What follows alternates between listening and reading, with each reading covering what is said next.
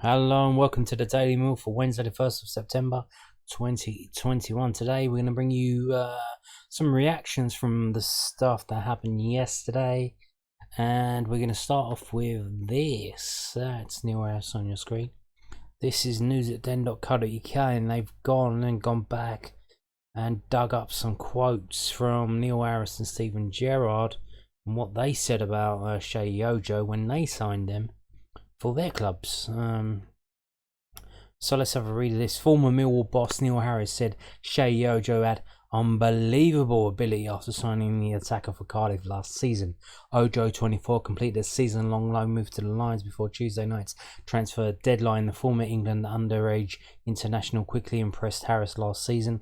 He scored 5 goals in 41 championship appearances, though Harris had left the Bluebirds by the time Ojo netted the 4th and 5th of those after the turn of the year. Ojo's stint in Wales followed a successful season-long loan at Steven Gerrard's Rangers, where he scored 4 goals in the Europa League, including a winner against Feyenoord. Harris had no doubt about Ojo's quality. Sheyi has got unbelievable ability. We have to fill him with confidence and let him be himself, Harris said.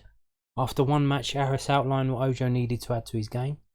He said, "I think Sheyi is showing us his importance with a couple of goals and a couple of assists.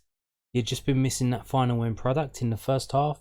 He got in some great areas of the pitch, but the cross wasn't what it should be. But in moments, he's unplayable.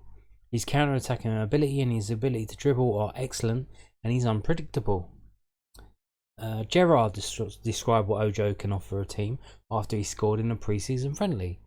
And Gerrard said, He gives us real pace and power down that right-hand side, so I'm pleased for him to score a debut goal on the back of such a strong performance, Gerrard said. Sheyi has got all the attributes, and if this doesn't work, it will be because of Sheyi. He's got everything in the locker. He's quick, strong and powerful. Alright, calm down. You know he's going to take on tactical information. You see him chasing back and making fouls and getting yellow cards. He just needs to calm down. Calm down. So there you go. So hardly a ringing endorsement. Both positive and negative things they're saying about him. We haven't had the promo video whatever today. Will we have it? Maybe they keeping it low key, or they not gonna bother? I don't know. Not too sure.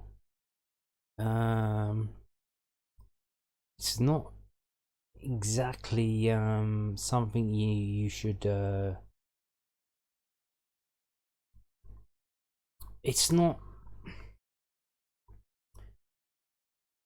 a dream signing.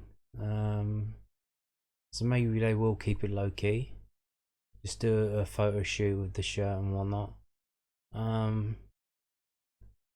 But we'll see. We'll see how he plays. I'm saying he's hot and cold. If he does what we need him to do, we're gonna love him. And if he doesn't, and we're probably not gonna love him. So we'll see how it goes. We will see how it goes. So Millwall manager Gary Rowett. So he's said something about Mahlon Romeo, and not a lot of people believe what he's saying, and a lot of question why he had to say anything at all. So let's have a read of this. This is also from news@den.co.uk, and it says Millwall manager Gary Rowett on reason behind Mahlon Romeos' loan move to Portsmouth. And once you see what he says, you'll know is that really the reason? So Mill boss Gary Rowett said the desire to play regular football was behind Mahlon Romeo's deadline day departure, and admitted he couldn't offer the defender the guarantee of that with the Lions. Romeo, 25, joined League One Portsmouth on a season-long loan on Tuesday and could make his league debut at MK Dons on Saturday week. Romeo had been first choice for the Lions for the majority of time since making a goal-scoring debut in a 3-0 win at Warsaw in February 2016, before Danny McNamara made the right wing-back position his own after returning from St Johnstone last January. Former Gillingham defender Romeo played just 135 minutes in the Championship this season and was absent from 3 of the 5 matchday squads. McNamara is currently injured, but Billy Mitchell and Ryan Leonard can play in the position. Mahlon's been a fabulous player for us over the last 2 seasons that I've been here. Rowett told News at Den. Danny McNamara came back from St Johnstone to stake a claim for that place and is doing really, really well. We've also got Lenny and Billy, who have proved that they can play there as well. And Mahlon, at this stage of his career, really wanted the chance to play more regular football. I couldn't guarantee that. He goes with our best wishes, and like I said, he's been brilliant for us. I hope he goes on to have a really strong season. It was a difficult decision, but sometimes you have to allow people to move on and play football on a more regular basis if you think it might be difficult for them to do that here. So that's what he said, and he said that's what the reason why he left. And like I said, not a lot of people believe that's the reason, and not a lot of people believe understand why Rowett had to say anything at all. Just let bygones be bygones. Everyone moves on, and good luck to everyone involved.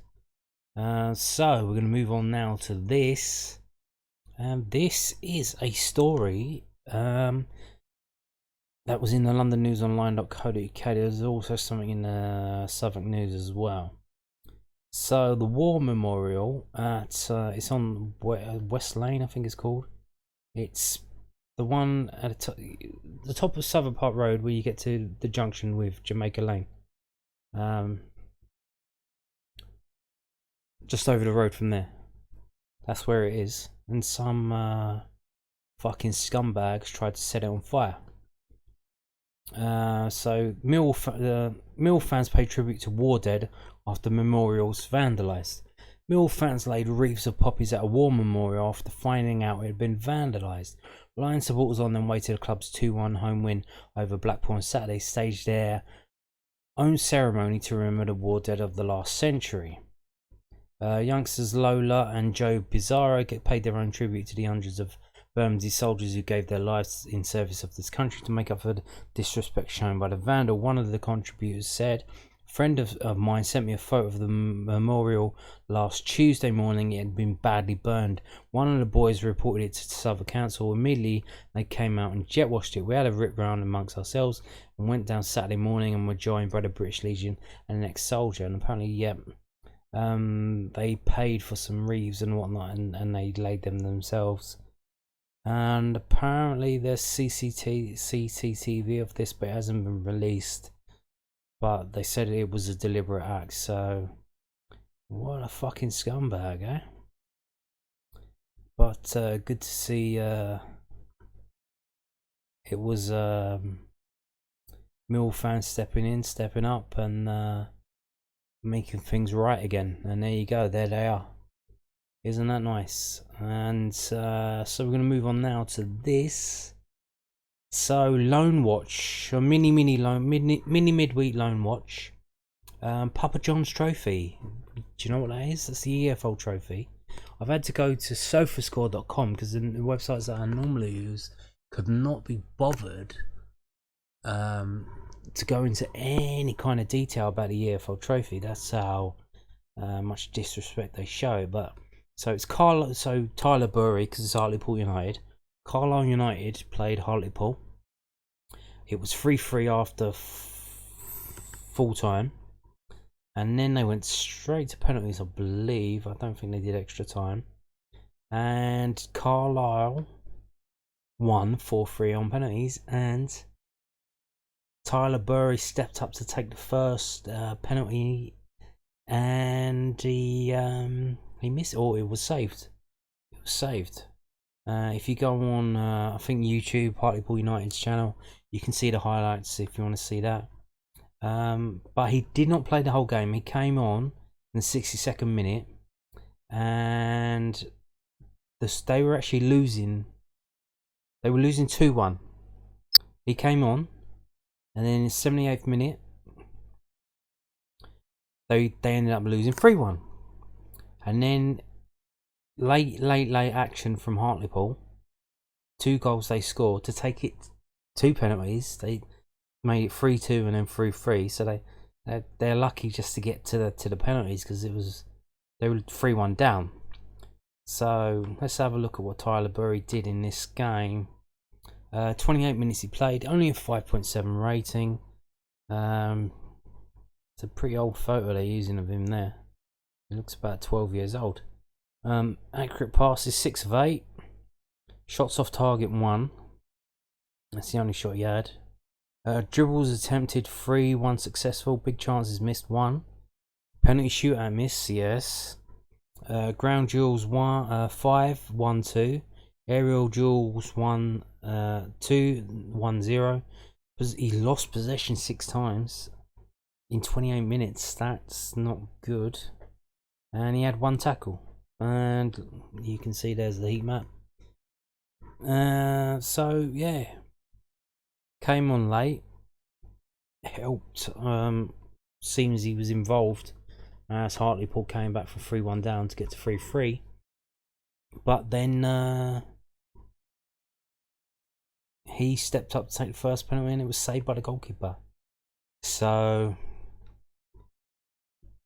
he scored at the weekend, and midweek not so much, not so good. But